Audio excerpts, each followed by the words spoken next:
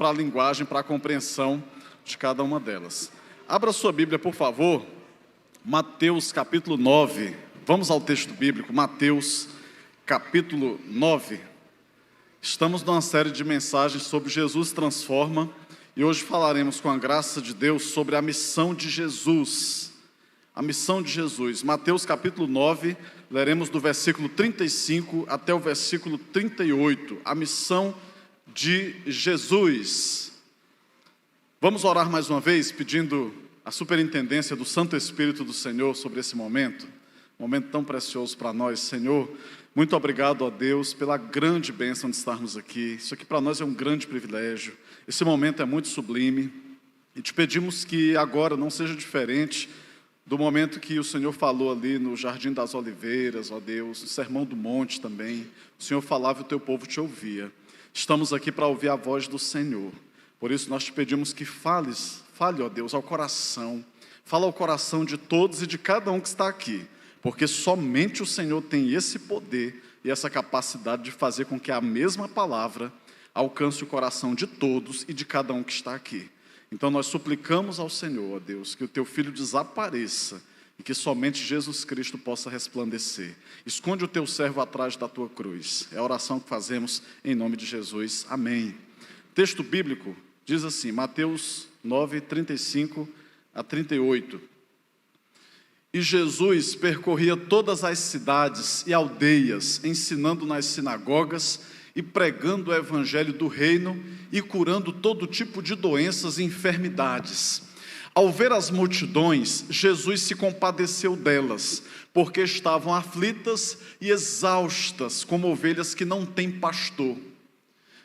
Então Jesus disse aos seus discípulos: a seara é grande, mas os trabalhadores são poucos. Por isso, peçam ao Senhor da seara que mande trabalhadores para a sua seara. Eu gostaria de ler com vocês estes dois versículos, 37 e 38. Vamos lá?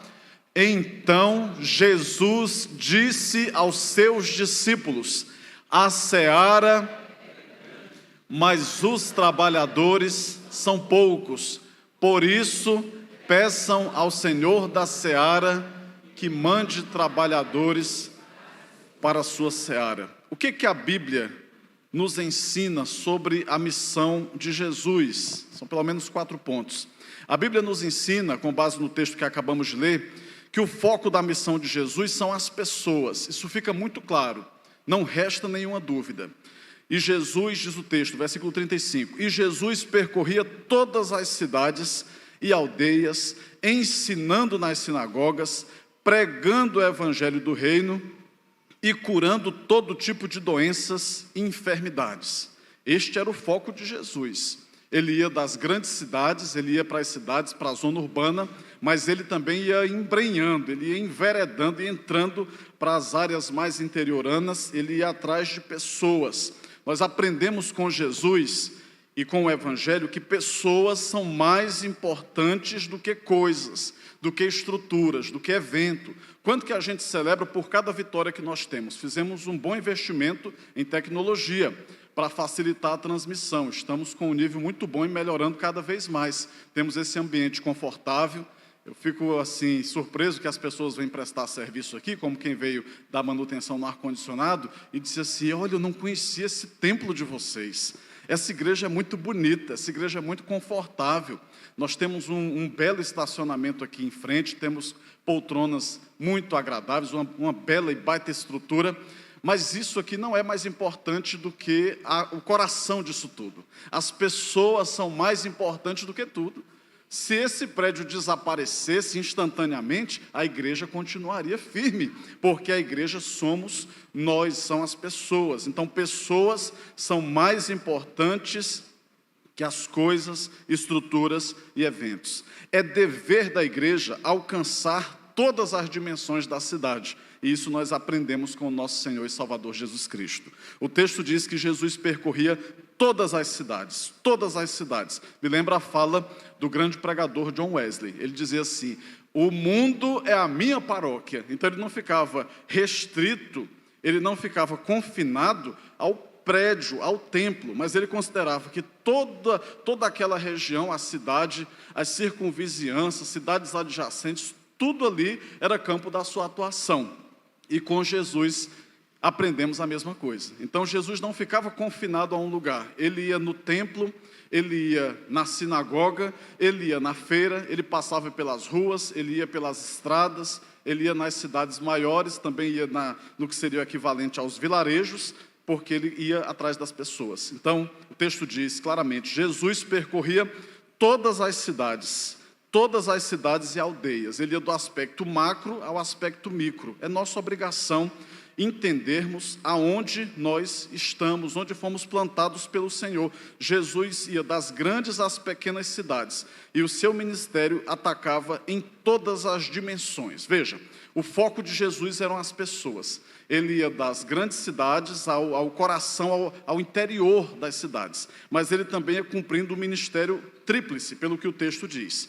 Está sublinhado aí os verbos. Ele ia ensinando, ele ia pregando e ele ia curando. Então são 3 dimensões. A gente faz tudo aquilo que for necessário para que a mensagem alcance o maior número possível de pessoas e de maneira mais efetiva possível, porque foi exatamente assim que Jesus fez. Ele ensinava, ele pregava, mas ele também curava as pessoas, porque o foco da missão de Jesus sempre foi as pessoas.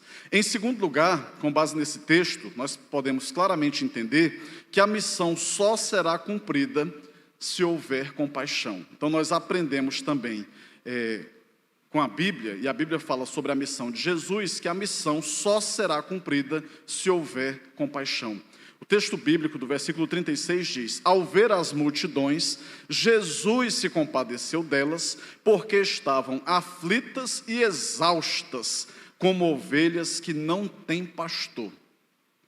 O saudoso pastor Rousseau Shedd dizia o seguinte: quem tem um olho aberto para contemplar a glória e a majestade de Deus, terá um outro olho cheio de lágrimas por aqueles que estão desguarnecidos, por aqueles que estão desprotegidos, por aqueles que estão precisando da nossa compaixão. Com Jesus, nós aprendemos que quem ama, cuida. Quem ama, investe tempo. Quem ama, está disposto a se sacrificar. Quem ama, se doa. E com Jesus nós aprendemos isso. A missão só será cumprida se houver compaixão. Olhamos para a palavra do Senhor e para o exemplo de Jesus e aprendemos que gente precisa de Deus, mas gente precisa de gente. Já se falou que Deus não tem mãos senão as nossas aqui neste mundo. Tenho batido nessa tecla para vocês. Os braços, as mãos de Deus nesta terra serão os nossos braços, serão as nossas mãos. A compaixão vai vir por meio das nossas mãos para as pessoas que o nosso Deus deseja alcançar. Compaixão é um termo muito importante aqui na Escritura Sagrada. Compaixão, você pode entender como se compadecer. Compaixão é se compadecer. Compadecer é padecer com. Você se coloca no lugar do outro e você passa a sentir o que o outro sente. Eu não tenho como fazer parte de uma igreja e simplesmente me tornar alguém diferente. Eu me torno frio. Eu não quero me relacionar com ninguém. Eu não desejo me relacionar e me envolver. Não tem como você se tornar um verdadeiro cristão sem o teu coração ser um coração cheio de compaixão. Nossa igreja ela é movida pelos princípios de missões nacionais, de igreja multiplicadora, e um dos 5 princípios é compaixão e graça. E a gente tem buscado cada vez mais investir em ações de compaixão e graça. Então, alguns irmãos, como o irmão Gil, sempre fala: pastor, eu sinto que está na hora da gente ir mais para fora agora. E o que não falta aqui em Balsas é ações para que a gente desenvolva no sentido de compaixão e graça. Ligarmos o nosso radar para entendermos quanta necessidade que a cidade ainda tem, que nós podemos assistir, que nós podemos promover na cidade onde o nosso Deus nos plantou para frutificar. Gente precisa de Deus, mas gente precisa de gente. As pessoas, às vezes, precisam de alguém que simplesmente as ouça, alguém que as abrace, alguém que as ame. Quanta gente que está carente desse amor, desse abraço, desse afeto. Então, a vida é muito corrida, muito agitada. e nós vamos ficando assim meio que criaturas bestiais. Cada um fica em si mesmado, cada um cria a sua cápsula, cria o seu casulo, o seu mini-reino e se esconde ali dentro. E não pode ser assim, porque nós somos uma igreja e a igreja do Senhor é exatamente aquela que significa a etimologia chamados para fora. Então a nossa missão é ir além das quatro paredes desse templo. É importante que entendamos isso. Um texto que me marca muito sobre essa ideia de igreja como um ambiente comunitário. Quando você pensa em comunitário, é um ambiente em que as pessoas têm algo em comum. Comunitário, algo em comum. É o texto de Filipenses 2, 19 em diante. Se puder projetar para mim, eu não tinha passado para a equipe da produção aí, mas se for possível projetar, Filipenses capítulo 2, versículos 19 em diante, porque fala um contexto específico no Novo Testamento em que um grande ciclo de amor se forma e de cuidado espiritual e compaixão em relação a muitas vidas e pessoas envolvidas. Você tem aí envolvido pelo menos o apóstolo Paulo, Timóteo, Epafrodito e a igreja de Filipos. Filipenses 2, 19 em diante. Aí o apóstolo Paulo está escrevendo para a igreja em Filipos, dizendo o seguinte: espero no Senhor Jesus, que em breve vos mandarei Timóteo, para que também eu esteja de bom ânimo, sabendo dos vossos negócios. Porque a ninguém tenho de igual sentimento que sinceramente cuide do vosso estado. Porque todos buscam o que é seu, e não o que é de Cristo Jesus. Mas bem sabeis qual a sua experiência que serviu comigo no Evangelho como filho ao Pai.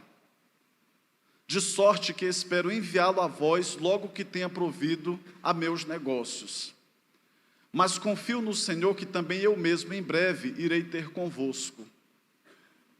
Julguei, contudo, necessário mandar-vos Epafrodito. Epafrodito havia sido enviado pela igreja dos Filipenses, a igreja de Filipos, para ajudar e para assistir ao apóstolo Paulo. Só que ele adoeceu. Olha o que acontece. Julguei, contudo, necessário mandar-vos Epafrodito, meu irmão e cooperador e companheiro nos combates, e vosso enviado para prover as minhas necessidades. Porquanto tinha muitas saudades de todos vós e estava muito angustiado de que tivesseis ouvido que ele estivera doente. Veja, Epafrodito, ele foi enviado pela igreja dos Filipenses para ajudar o apóstolo Paulo. Quando ele chega lá, ele adoece. E a doença dele foi um pouco séria. E ele não queria que de jeito nenhum a igreja que o havia enviado ficasse sabendo que ele estava doente. Para que não ficassem ansiosos, para que não ficassem aflitos, para que não ficassem angustiados. Olha a preocupação, o camarada está doente, mas está se lembrando dos outros. E de fato esteve doente, e quase morreu, e quase a morte. Mas Deus se apiedou dele, e não somente dele, mas também de mim, para que eu não tivesse tristeza sobre tristeza. Você está vendo um gigante espiritual como o apóstolo Paulo? Volta aí o versículo, por favor. O apóstolo Paulo dizendo assim, ele adoeceu, passou muito mal e beirou a morte, mas Deus teve piedade dele, e não somente dele, mas também de mim, para que eu não tivesse tristeza sobre tristeza. Quer dizer, Paulo era um gigante espiritual, mas era um homem que estava aberto ao amor. Então ele amava os seus irmãos. Então ele não vinha pastorear uma igreja como alguém que vai prestar serviços. Ele pastoreava a igreja como alguém que amava a igreja. Ele queria se envolver naquele ambiente, sentir o cheiro das suas ovelhas, cuidar, amar e ser amado. Deus teve piedade dele, mas não somente dele, mas também de mim, para que eu não tivesse tristeza sobre tristeza. 28. Por isso eu vou-lo enviei mais depressa, para que vendo outra vez vos regozijeis e eu assim tenha menos tristeza. Quer dizer, eu estou mandando de volta Epafrodito, porque vai ser bom para eles, para ele, vai ser bom para vocês, vai ser bom para todos nós, porque todo mundo vai ficar feliz. Recebei-o, pois, no Senhor com todo gozo e tende-o em honra. Por quê? Porque pela obra de Cristo chegou até bem próximo da morte, não fazendo caso da vida, para suprir para comigo a falta do vosso serviço. Quer dizer, por causa e por amor a Cristo, e ao Evangelho, a missão de Cristo, ele quase morreu, mas dedicou a sua vida para fazer esse grande bem. Irmãos, todos nós fomos criados por Deus para vivermos nesse ambiente de compaixão e amor. E a igreja tem a grande responsabilidade de ser esse laboratório do amor, esse ambiente fértil, terra fértil, para que a compaixão possa se desenvolver. Você pode estar no lugar onde as pessoas são mais frias e hostis, mas ali, onde a igreja do Senhor for plantada pelo Senhor, ali será uma grande amostra do que é o verdadeiro amor de Deus. Porque o amor de Deus, que é manifestado e revelado por meio da sua igreja e dos seus filhos, tem poder de ressignificar qualquer ambiente. Mas quanta gente que pensa assim: eu não quero me envolver. Eu quero cumprir, pastor, esse meu papel de vir para a igreja no domingo, eu vou ajudar a igreja, eu vou dar uma oferta, eu vou dar um dízimo, mas eu não quero me envolver. Eu já sofri muito, eu já decepcionei muito, já quebrei a cara em igreja, então eu não quero me envolver. Preparando essa mensagem, eu me lembrei de uma frase, de um texto, de um dos livros do C.S. Lewis, que ele diz o seguinte, deixa eu ler para vocês, eu separei aqui, e ele diz assim, abre aspas, amar é sempre ser vulnerável. Ame qualquer coisa e certamente seu coração vai doer e talvez se partir. Se quiser ter a certeza de mantê-lo intacto, você não deve entregá-lo a ninguém, nem mesmo a um animal. Envolva-o cuidadosamente em seus hobbies e pequenos luxos, evite qualquer envolvimento, guarde-o na segurança do esquife do seu egoísmo, mas nesse esquife, seguro, sem movimento, sem ar, ele vai mudar. Ele não vai se partir, vai tornar-se indestrutível, impenetrável, irredimível. A alternativa a uma tragédia, ou pelo menos ao risco de uma tragédia, é a condenação. O único lugar, além do céu, onde se pode estar perfeitamente a salvo de todos os riscos e perturbações do amor, é no inferno. Amar é ser vulnerável. Todas as vezes que nós decidimos viver um ambiente de compaixão e de amor, estamos sujeitos, porque nós nos tornamos vulneráveis. Então, hoje pela manhã, eu falei que estava acontecendo até 2 dias atrás, o 4º Congresso Mundial de Lausanne, e esse ano aconteceu na Coreia do Sul. E lá na Coreia do Sul é exatamente onde eles conseguiram reunir igrejas e líderes de quase 200 países do mundo. Pastor, mas não disseram que tem só 190 países no mundo? Depende de quem analisou por qual ângulo, mas são cerca de 200 nações que estavam reunidas na Coreia do Sul, inclusive pastores do Brasil, um amigo meu de Brasília foi também, e eles estavam lá pensando sobre a igreja, lutando pela unidade da igreja. Imagine, várias denominações diferentes. Esse congresso ele foi idealizado pelos pastores Billy Graham e John Stott, 2 lendas do evangelicalismo, não só brasileiro, mas mundial. E aí, meus irmãos, a ideia deles, desde que o Congresso de Lausanne foi idealizado, foi a ideia da compaixão. Foi com eles que nós aprendemos, por exemplo, o sentido da missão integral, de que você vai alcançar não somente a alma, mas também o corpo da pessoa. Porque o corpo, a alma sem um corpo é um fantasma. Entendeu? Então, assim, nós pensamos no cuidado integral, porque as pessoas têm corpo, as pessoas têm alma, as pessoas têm espírito. E nós vamos cuidar das pessoas de maneira integral. Então, foi lá, por exemplo, que se aprimorou a ideia de que nem só de pão viverá o homem, mas também de pão. Nem só de pão, mas também de pão. Então, as pessoas também precisarão ser cuidadas. Então, teve um momento que Jesus estava pregando o evangelho, e aí estava quase anoitecendo, e os discípulos disseram para Jesus: manda todo mundo embora, porque não tem comida suficiente, nem tem onde comprar. Aí o que Jesus falou? Dai-lhes vós mesmos de comer. É a nossa grande responsabilidade, cuidarmos também das pessoas em todas as dimensões. A missão só será cumprida se houver compaixão. Em terceiro lugar, nós também podemos aprender que a Bíblia nos ensina sobre a missão de Jesus, que a falta de trabalhadores pode prejudicar a missão. A falta de trabalhadores pode prejudicar a missão. Versículo 37 diz: então Jesus disse aos seus discípulos: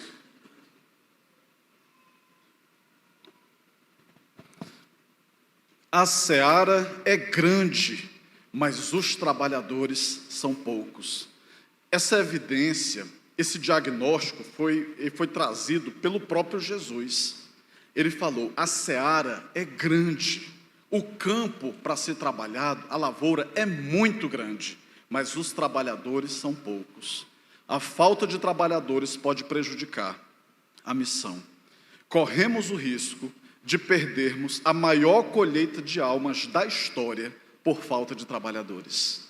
Corremos o risco de perdermos a maior colheita de almas da história por falta de trabalhadores. Um local como esse é muito propício para a gente falar sobre isso. E quem labora, quem labuta no campo sabe a necessidade que você tem de ter tudo muito bem definido, ter a hora certa de plantar, mas ter a hora certa de colher. E os prejuízos que vêm quando você não faz a colheita na hora certa. Irmãos, cerca de 80% dos cristãos nunca levaram uma pessoa a Cristo. Cerca de 80% dos crentes nunca levaram uma outra pessoa a Cristo. Estão esperando por quem? Não, mas a gente tem pastor, a gente paga pastor, a gente dá oferta missionária. Nós não temos como terceirizar. Esse grande movimento que nós fazemos de cooperação entre as igrejas batistas, juntando oferta para poder enviar missionário, é simplesmente uma parte da missão. Mas há uma grande parte da missão que vai ser desenvolvida exatamente no teu âmbito, no local que você trabalha, na rua que você mora, aonde você passa durante o dia, no local em que você estuda, as pessoas com quem você se interrelaciona. Você tem a responsabilidade de ser um semeador das boas novas no coração dessas pessoas. Pense, por exemplo, na cidade de Balsas. A PIB de Balsas hoje, ela deve ter cerca de 200 membros no papel. Nós temos uma frequência bem maior, uma frequência flutuante maior, mas temos cerca de 200 membros. Nós temos 76 anos, pelo menos, e estamos numa cidade com mais de 120 mil pessoas, e eu já faço minha aposta aí que deve ter umas 150, porque é gente demais aqui para todo canto e chegando sem parar. Muita gente, e o nosso crescimento e desenvolvimento pode ser, com certeza, ainda maior. 76 anos nós estamos aqui e ainda temos muito chão para caminhar e muita gente para alcançar. A missão não pode ser terceirizada, guarde isso no seu coração. Cada um tem o seu papel importante dentro desse grande projeto de salvação que é dado pelo Senhor nosso Deus. Romanos diz que todos nós compareceremos perante o tribunal de Cristo. E cada um vai dar conta de si mesmo a Deus. Todo mundo já deve ter participado de uma peça teatral, ou já deve ter assistido, quem é mais antigo em Igreja Batista, que era a peça Mãos Vazias, que a gente simbolizava, representava exatamente isso, que era chegarmos diante de Deus, no juízo final, e prestarmos conta de tudo o que fizemos aqui nessa terra. E quantas almas, quantos frutos você vai apresentar para o Senhor? Quantos filhos na fé você tem? Pastor, está errado falar filho na fé. Essa expressão não condiz com a nossa fé. Condiz sim. Sabe por quê? O apóstolo Paulo diz na carta aos Coríntios: embora vocês possam ter tido 10 mil preceptores, contudo não tiveram muitos pais, porque eu vos gerei na palavra. Você é o meu filho na fé. Eu te ganhei para Jesus Cristo. Então você precisa orar por isso. Senhor, eu quero alcançar pessoas com a tua palavra, com o teu testemunho, com a mensagem de salvação que há em Cristo Jesus. Cantor Asaf Borba, um dos maiores compositores cristãos que temos no Brasil, ele cantava dizendo: quanta coisa tenho feito para o meu próprio prazer. Tenho andado à procura do meu próprio bem viver, enquanto existe tanta gente ansiosa por aí, não te conhecendo assim como eu conheço a ti. Eis-me aqui, eu livre estou ao teu dispor, para onde tu quiseres me enviar. Às vezes a gente fica muito acomodado. Os discípulos também estavam, e eles chegaram para Jesus e disseram: está faltando 2, 3, 4 meses para a colheita. Aí Jesus disse assim: vocês estão falando que faltam 2, 3, 4 meses para a colheita, e eu quero dizer para vocês o seguinte: levantem os seus olhos e vejam os campos, porque os campos já estão maduros, os campos já estão brancos e já estão prontos para a colheita. A falta de trabalhadores pode prejudicar a missão. E em último lugar, a Bíblia nos ensina sobre a missão de Jesus, que precisamos rogar por mais trabalhadores para cumprirem a missão. Mateus 9,38 diz: por isso, peçam ao Senhor da seara que mande trabalhadores para a sua seara. Peça ao Senhor da seara que mande trabalhadores para a sua seara. Aprendemos com a missão de Jesus que precisamos orar por mais trabalhadores para cumprirem a missão. Jesus não nos encoraja a clamarmos por mais membros para a igreja, por mais frequentadores de culto, por mais ofertante dizimista, de jeito nenhum. A palavra do Senhor diz que Jesus nos encoraja a clamarmos a Deus por mais trabalhadores. Trabalhador faz diferença, porque a pessoa pode simplesmente frequentar uma igreja, episodicamente, esporadicamente, e ela pode só ser um lustrador de móvel, de banco, de cadeira. É fazer igual um beija-flor, faz uma visita, vai e volta. Agora o trabalhador não, o trabalhador é aquele que arregaça a manga, é aquele que veste a camisa, arregaça a manga, vai a campo e vai trabalhar. E vai trabalhar.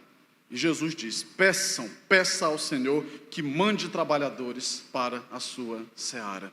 Você já pensou se cada crente tivesse essa convicção e assumisse para si esta grande missão, esta grande responsabilidade? Eu vou trabalhar na lavoura do Senhor. Eu vou trabalhar na colheita dessa grande quantidade de alma que está madura e que já está se perdendo, porque não estão ouvindo falar sobre Jesus. Quantas vezes, irmãos, eu penso sobre isso, e penso sobre a continuidade. Estou caminhando para 40 anos, pastor, achei que você já tinha 50, por favor, me respeite, eu estou desgastado, a carcaça, mas meu coração é jovem. 40 anos, irmãos, caminhando para 40 anos, mas eu sempre penso, e aí, como é que vai ser a continuidade? Alguém iniciou esse trabalho 76 anos atrás, e aí uma série de pastores Deus levantou para dar sequência. Neste tempo chegou a nossa vez, mas eu preciso orar pela continuidade deste trabalho, pela continuidade desta missão. Aí eu penso assim, quem é que vai pastorear os nossos filhos? Quem é que vai pastorear? Eu tenho que ter essa responsabilidade no coração. Eu preciso ser um pastor exemplar e que inspire outras vidas, para que o teu filho, por exemplo, me observe e diga assim, eu quero ser um pastor também. Todo ministério sempre tem uma criança que diz assim, eu quero ser um pastor também, porque olha para a nossa postura, para a nossa forma de cuidar do rebanho do Senhor. Mas eu penso, quem é que vai pastorear no futuro as minhas filhas, especialmente os meus netos? Quem é que vai pastorear os meus netos? Quem é que vai pastorear a nossa descendência? Quem é que vai dar sequência, continuidade a esse belo trabalho que nós temos desenvolvido para o Senhor aqui na face da terra? É preciso que haja essa dedicação. Então eu falei para vocês, mencionei na minha posse, quanto que eu sou grato a Deus pela vida do pastor Bonifácio. Foi para Alto Parnaíba e pela pregação do evangelho que ele fez, eu aceitei a Jesus como meu Senhor e Salvador. E ele teve todo um cuidado para me discipular, e porque ele me discipulou, se faltava um EBD, ele riscava na porta de casa e perguntava, foi quem celebrou o meu batismo, e foi quem bateu o pé e disse assim, quando eu confirmei a vocação para o ministério pastoral, bateu o pé e disse, ele vai para o seminário equatorial em Belém, vai se formar. Fui. Então, preparou, fez a sua parte, fez o seu esforço. Nós temos nos esforçado nesse sentido. Eu fico triste por ver que tem diminuído drasticamente o número de vocacionados. Muita gente está abandonando, inclusive, ministério missional ou ministério pastoral. E pouca gente tem se levantado no ambiente das igrejas. Tem um livro muito bom do pastor John Piper, o título é Irmãos, nós não somos profissionais. Salvo o melhor juízo, o capítulo 8, 6 ou 8, o título do capítulo é Irmãos, orem pelos seminários. Irmãos, orem pelos seminários. E aí ele começa a discorrer falando sobre essa grande necessidade de que nós nos lembremos. Algum dia nesta semana você orou pelos seminaristas que nós temos no Brasil? Em algum momento neste ano você se lembrou de orar por eles? Em algum momento neste ano você se tocou e pensou assim, o que a gente pode fazer para abençoá-los? Fui para o seminário equatorial em Belém e fui uma das últimas levas de seminarista que morou no internato. Morei no internato do seminário Batista Equatorial. Ficava na parte de cima, parte superior, embaixo era as salas de aula, em cima o internato. E foi uma grande vivência, eu sinto muita saudade. Mas eu me lembro de uma experiência muito marcante, que foi a experiência de escassez, que alguns colegas passavam. Estava lá no seminário, parece que o tempo não ia passar nunca. Meu quarto tinha um vitrô que era do tamanho desse janelão aqui, e às vezes eu ficava olhando para aquele vitrô de madrugada, e com uma saudade grande da Milka, que era só minha namorada, da minha família, da minha terra natal. Eu disse, meu Deus, isso aqui vai arrastar, isso aqui não vai passar nunca, isso aqui não vai acabar nunca. Mas aí, depois de 3 anos e meio, saí para me casar com a Milka, mas foi uma grande experiência viver naquele lugar. Ali a gente viu, por exemplo, o quanto que nós, como igreja, somos falhos e somos omissos. Então, Belém, por exemplo, tinha cerca de 60 igrejas na capital e região metropolitana. E às vezes a gente via seminarista passando por situações muito difíceis, alguns sem ter nem direito o que comer.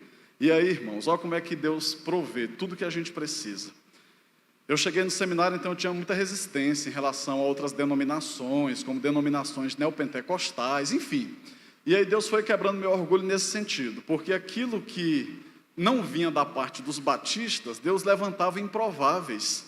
Teve um colega nosso que um dia chegou lá, e era um alta patente lá da Polícia Militar do Pará, e ele chegou e disse assim, era aluno também de seminário, posso conhecer o internato de vocês? Sim, senhor, vamos lá. Ele entrou e disse assim, cadê a geladeira? Não, nós não temos geladeira, nós só temos um freezer. Imagina você comprar cheiro verde e guardar no freezer.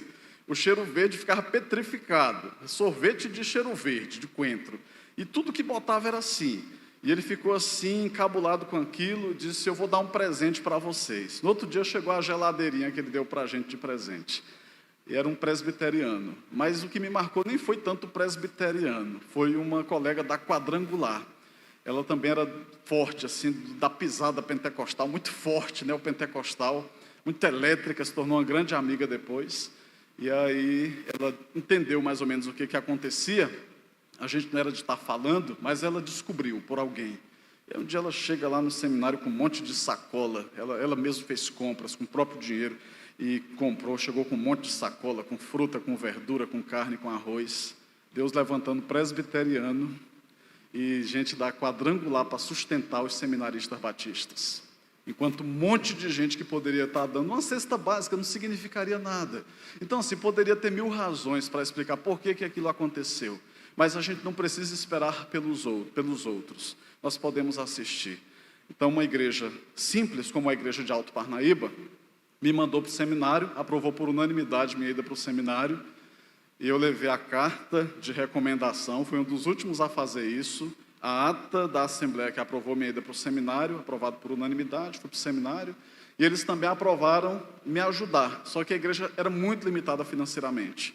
Então, o que ela mandava de ajuda, só dava para eu pagar o seminário, mas eu tinha que pagar o aluguel do internato, tinha que pagar o de comer. Então, como eu formei no antigo magistério, eu fui dar aula, Escola Batista do Marco em Belém, para poder me manter. Então a igreja dava essa ajuda, mas alguns irmãos também davam ajuda, R$20, R$30, e um dos maiores investidores foi Milka. Milka comprou na planta, né? Ela era minha namorada, e ela todo mês mandava R$50. Eu digo, rapaz, essa mulher sabe investir, melhor do que tesouro direto, não sei o quê, fundo imobiliário, criptomoeda.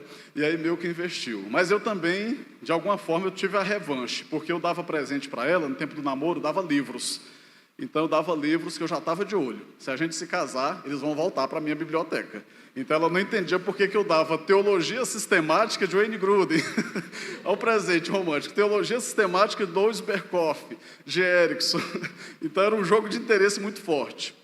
Corações que Deus movia. Deus sempre move e sustenta.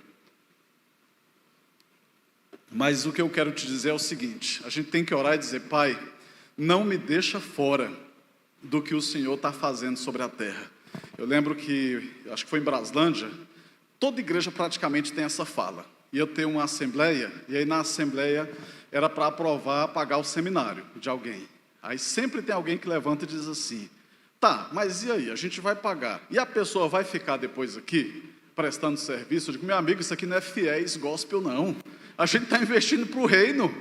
Por exemplo, vocês estão tendo um pastor hoje, para o qual vocês não investiram diretamente um centavo na minha formação, mas Alto Parnaíba investiu no reino, e vocês também com certeza investiram em pessoas que hoje estão abençoando outros lugares, porque esta é a visão do reino. Nós investimos para algo que é muito superior àquilo que nós podemos enxergar. Então nunca se esqueça de orar ao Senhor para que mande trabalhadores para a sua seara. Nunca se esqueça de orar por isso, pelos vocacionados. Pai, levanta vocacionados em nossa igreja, para missões transculturais. Levanta vocacionados para ministério pastoral, para ministérios específicos. Levanta, Senhor, vocacionados que não vão precisar ser missionário transcultural nem pastor, mas que vão assumir uma vocação específica nesta cidade e neste local que foram chamados pelo Senhor. Quantos vocacionados ao ministério pastoral têm se levantado? As igrejas ainda se preocupam em enviar e em sustentar seminaristas. É muito importante, irmãos, que entendamos isso. Este é o nosso campo de alcance. Balsas é o lugar que o Senhor nos plantou para frutificarmos. É nossa obrigação entendermos e conhecermos a cidade em que nós estamos. Irmão Erivaldo, quantos bairros tem em Balsas? 54 bairros. Pastor, eu pensei que só tinha 6. Eu pensei que só tinha Bacaba, Açucena. Não, 54 bairros. E surgindo. Então, todo dia, um dos programas prediletos que a minha família temos é conhecer Balsas. A gente entra no carro e sai por tudo quanto é lugar que você puder imaginar.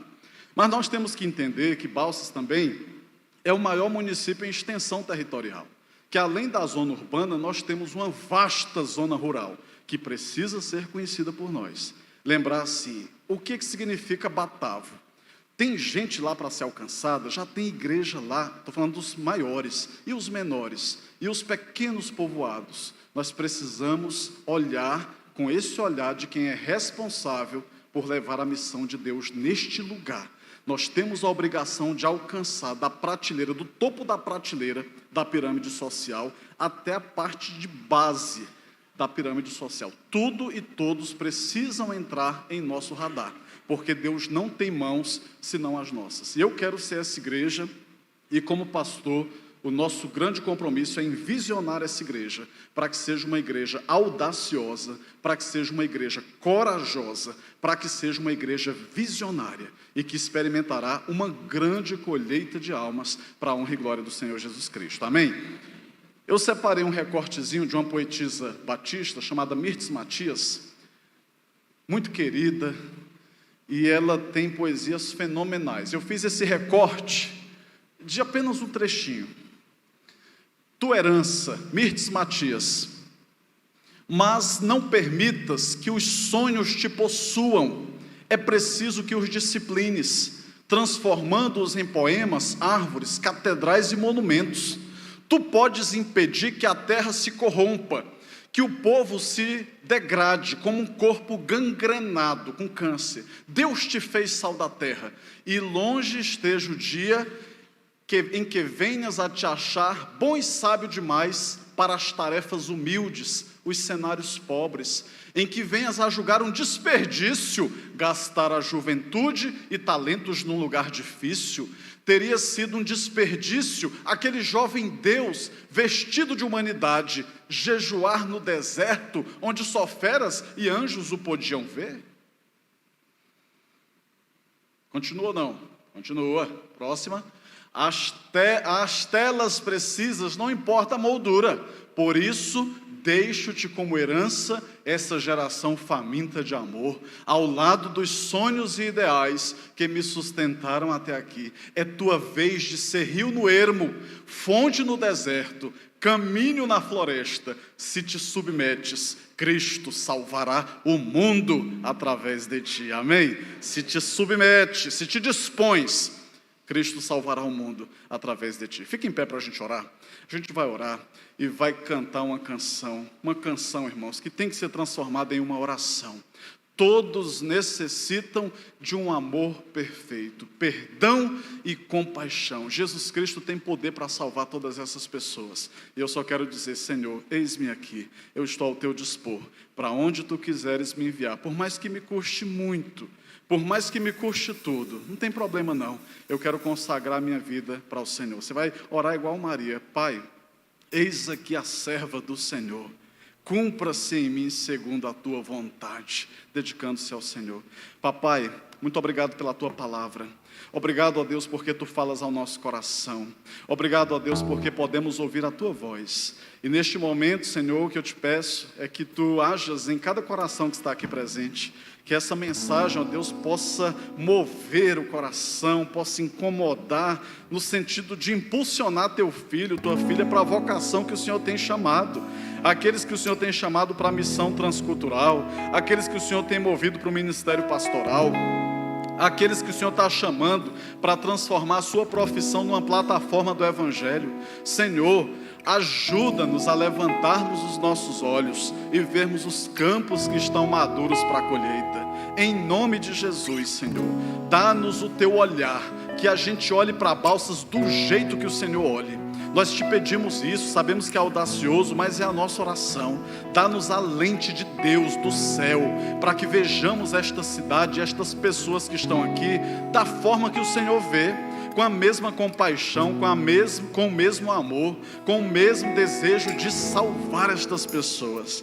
Oh Senhor, usa-nos em nome de Jesus, para que sejamos instrumentos vivos nas tuas mãos, para alcançarmos tanta gente carente da compaixão, da graça, do amor e da salvação do Senhor. Em nome de Jesus, levanta os nossos olhos para que vejamos os campos que estão brancos para a colheita. Confirma, Senhor, em cada coração o teu chamado e a tua vocação. Oramos em nome de Jesus. Amém. Nós temos alguém nessa noite que deseja